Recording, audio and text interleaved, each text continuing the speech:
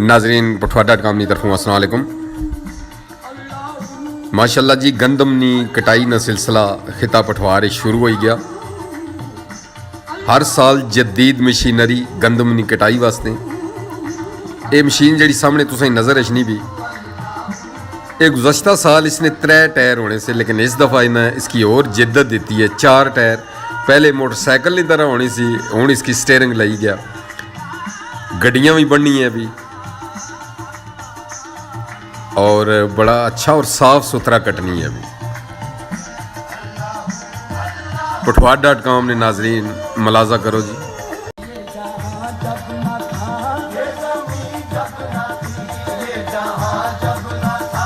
चांद सूरज न थे आसमां जब न था, चांद सूरज न थे आसमां तब न था कुछ यहाँ, तब न था कुछ यहाँ, था मगर तू ही तू।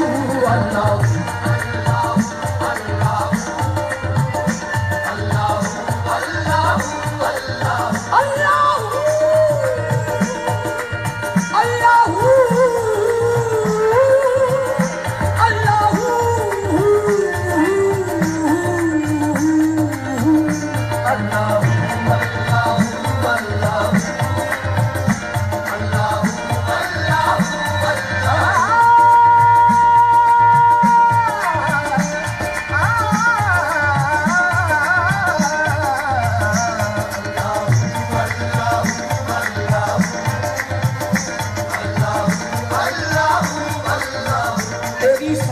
खुदा बंदे लायजाल है तू, यही मिसाल है तेरी के बेमिसाल है तू।